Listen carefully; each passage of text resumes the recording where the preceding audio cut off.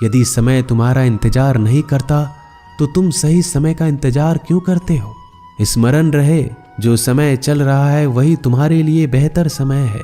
जीवन में संकट आने पर निराश होने की आवश्यकता नहीं है, उनसे नफरत करने की भी जरूरत नहीं है, क्योंकि कठिनाइयों के कारण हम मजबूत होते हैं। कठिनाइयां हमें जीना सिखाती है। इसके अलावा हमारी हिम्मत और आत्मविश्वास को बढ़ाती है, हमारे अंदर छिपी हुई ताकत और क्षमताओं को प्रदर्शित करने के लिए एक अच्छा मौका देती है। समस्या का समाधान इस बात पर निर्भर करता है कि हमारा सलाहकार कौन है। ये बहुत महत्वपूर्ण है, क्योंकि दुर्योधन शकुनी से सलाह लेता था और अर्जुन श्री कृष्ण से। शंका का कोई इलाज नहीं, चरित्र का कोई प्रमाण नहीं, मौन से अच्छा कोई साधन नहीं और शब्द से तीखा कोई बाण नहीं। ऊंचा उठना है तो अपने अंदर के अहंकार को निकालकर स्वयं को हल्का कर लीजिए, क्योंकि ऊंचा वही उठता है जो हल्का होता है। इच्छाओं का कभी अंत नहीं होता। अगर आपकी एक इच्छा पूरी होती है तो दूसरी इच्छा तुरंत जन्म ले लेती है। कोई नहीं देगा तेरा साथ यहाँ, तुझे लड़ना भी खुद है और संभलना भी खुद है। अहंकार और संस्कार में फर्क है।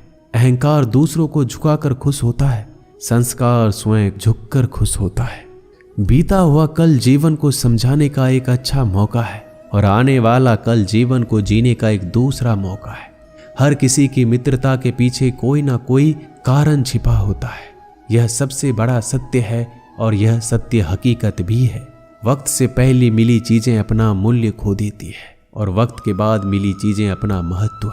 इस दुनिया में जहां लोग थोड़ी सी मुश्किलों से हार मान लेते हैं, वहां अगर आप थोड़ा सा हिम्मत करेंगे तो जीत आपकी होगी। मुझे तेरी हाथों की लकीरों पर नहीं बल्कि हाथ की लकीरों को बनाने वाले पे भरोसा है।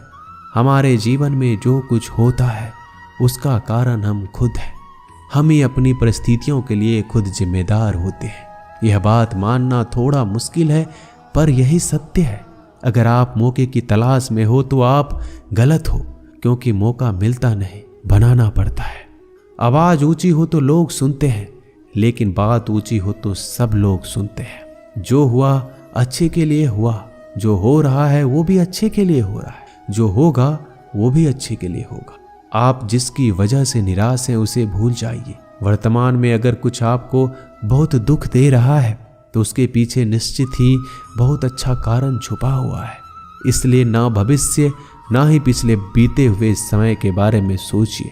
आपके पास वर्तमान है, उसका आनंद उठाइए। अगर सफलता देर से मिले तो उदास मत होना, क्योंकि छोटे घर जल्दी बनते हैं और महल बनने के लिए समय लगता है। लोगों को बदलता देखकर आप अपना दिल छोटा मत करो। जो बदल गए उन्हें अपनी जिंदगी से दूर कर दीजिए। जिन लोगों ने तुम्हें अपना बनाकर छोड़ दिया उन लोगों को धन्यवाद दो, क्योंकि वही लोग सिखाते हैं कि हर अपना अपना नहीं होता। पतझड़ हुए बिना पेड़ों पर नए पत्ते नहीं आते। कठिनाई और संघर्ष सहे बिना अच्छे दिन नहीं आते। मैदान में हारा हुआ इंसान फिर से जीत सकता है, लेकिन मन से हारा हुआ इंसान कभी नहीं जीत सकता। एक समय की बात है, एक बहुत ही महान संत अपने शिष्यों के साथ बैठे हुए थे और उन्हें उपदेश दे रहे थे। तभी उन्होंने अपने शिष्यों से कहा, क्रोध इंसान का सबसे बड़ा दुश्मन है। क्रोध करने वाले व्यक्ति खुद को हानि पहुंचाता है, लेकिन दूसरों को भी हानि पहुंचाता है। वह प्रतिशोध की आग में जलता है और अपने जीवन को बर्बाद करता है। उनके उपदेश खत्म होने के बाद उनके शिष्यों में से एक शिष्य खड़ा होता है और बोलता है, तू एक ढोंगी है। तेरी बात मनुष्य के रहन सहन से विपरीत है। तू जो भी कहता है उसे अपने जीवन में अनुसरण नहीं करता और दूसरों को यह सब करने के लिए कहता है। जब उनका शिष्य उनको उल्टी सीधी बातें कह रहा था, तब महान संत ने कोई प्रतिक्रिया नहीं दी और वो शांत बैठे थे। लेकिन ऐसे में वह व्यक्ति और भी ज्यादा गुस्सा हो गया और गुस्से में आकर और उसने उस संत के मुंह पर थूक दिया। इसके बाद भी उस संत को गुस्सा नहीं आया। वो शांत थे। उन्होंने अपने चेहरे से थूक को पोंछा और चुपचाप बैठ गए।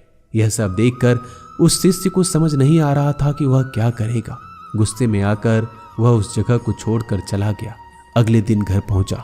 जैसे ही वह अपने घर पहुंचा, उसका दिमाग शांत हो चुका था। दिमाग के शांत होते ही उसे इस बात का एहसास हुआ कि उसने कितनी बड़ी गलती की है, उससे पाप हुआ है। वह खुद को मन ही मन कहने लगा, कि मैंने क्या कर दिया, मैंने एक महान संत का अपमान किया है, ऐसा पाप मैं कैसे कर सकता हूँ, मैंने बहुत बड़ी गलती कर दी, मुझे जाकर उनसे माफी मांगनी होगी। यह कहकर वह तुरंत ही संत के पास चला गया, लेकिन वह संत उस स्थान पर नहीं थे। ऐसे में वह शिष्य जगह जगह भटक कर खोजने लगा। जैसे ही वह संत मिले, उनके पैरों में गिर गया और उनसे कहने लगा, मुझे माफ कर दीजिए, मुझसे गलती हो गई, मैंने आपका अपमान किया है, मैंने बड़ा पाप किया है। यह सब देखकर संत ने उससे कहा, शांत हो जाओ, क्या बात है मुझे बताओ। उस महान संत के यह पूछने पर वह शिष्य चौंक गया। वह सोचने लगा कि गुरुदेव मुझे कैसे भूल सकते हैं, मैंने तो उनका अपमान किया था। यह सोचकर उस शिष्य ने संत से पूछा, मैं वही शिष्य हूँ जिसने कल आपका अपमान किया था और आप इतनी जल्दी मुझे भूल गए।